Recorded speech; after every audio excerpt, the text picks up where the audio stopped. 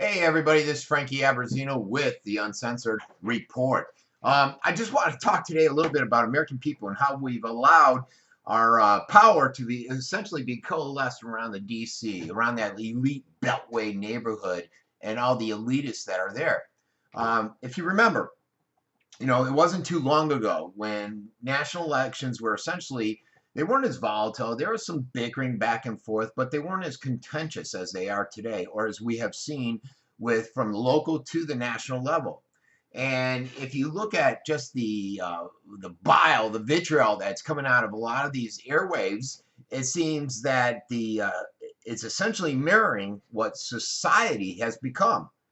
And so you gotta sit there and just ask, a simple question like, can we all, can we, who was it? Ronnie, God, I can't remember his name, from the LA riots, where he said, just can't we all get along?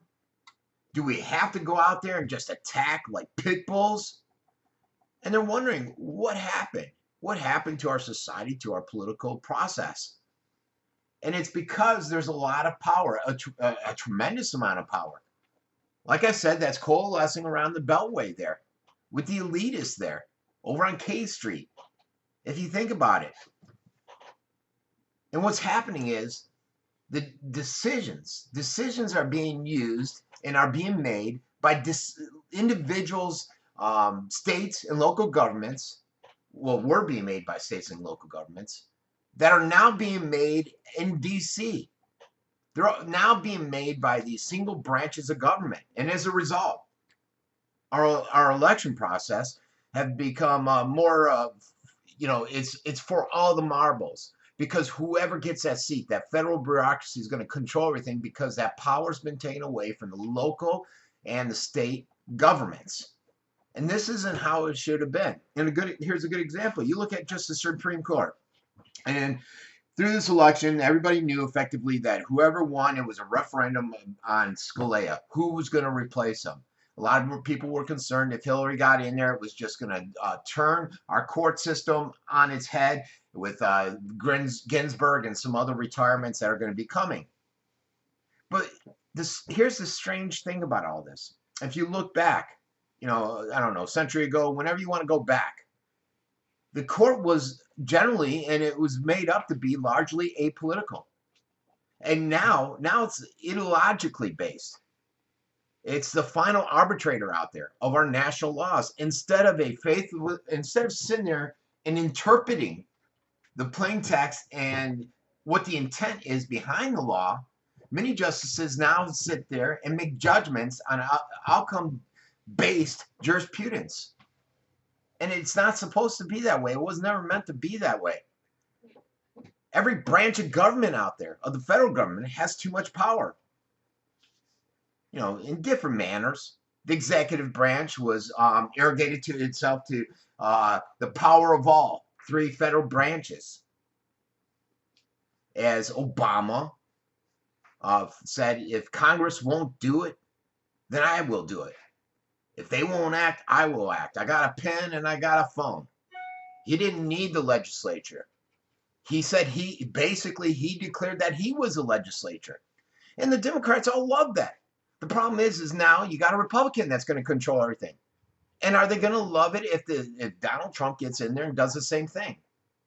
I guarantee you, no, they will not. And that's why when a lot of people see the direction and the way the country's going, or laws are going and enacting on issues that they support, they're all excited about it, but they're not thinking of the repercussions from it. If you look at Congress, the senators are no longer accountable to the states, which they should be. Now they're accountable to the people.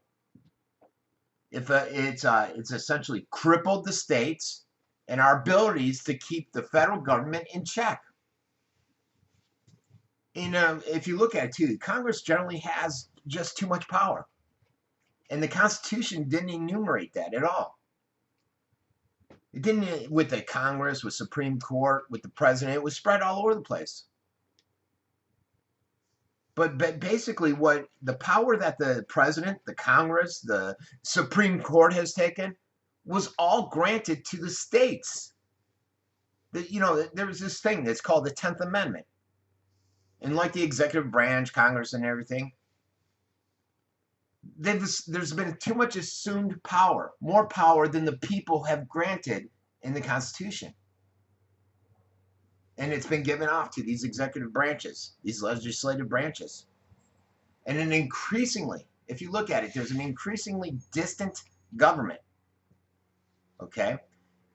And increasingly, they brandish, how do you want to, they brandish immeasurable power over vast expenses, over hundreds of millions of people with conflicting ideas, conflicting ideologies. And what it is it's so remote that the output that this federal government gives, this federal government with a ton of influence over our individual lives, that is, it almost seems arbitrary. And that there's almost no representation, period. You're not getting represented as you would if the states had the power like the Constitution dictated. Good governance. Originally, our founders, they went out there and they viewed the states as individual experiments, just on how to get along as people. And the idea was that a particular state, if they went awry with respect to governance, then the people could vote with their feet, just relocate to a different street or state. With the power, though, in the federal government's hands and increasing, the states diminish over time. And so these experiments become less and less distinguishable. And today, it's all federal now.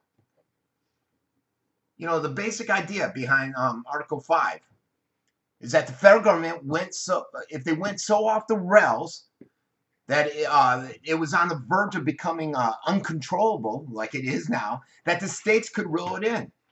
And they could do that via a convention with the states, which we all know. You're not seeing that, though. You got contentious elections. Like these two goofballs up here. This is actually a skit with SNL that you're watching. But the contentious elections are merely a symptom of the much bigger problem that we have out there, guys. Too much power is amassing with the federal government. And so people need to start wondering, what is the solution? Do you disperse the government's power by redistribute across all three branches of the federal government and among the states? But such an act won't happen. It won't happen from any initiative within the Beltway because they don't want to give up that power that they've assumed.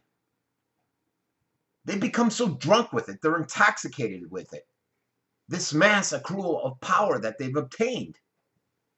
The vast majority of today's members of Congress, the executive branch leaders, they're all millionaires, which is another clear indicator of the magnitude of this problem that we're seeing.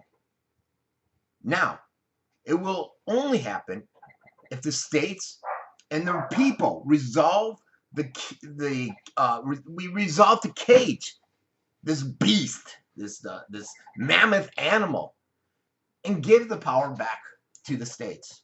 Just food for thought. This has been Frankie Aberzino with the Uncensored Report.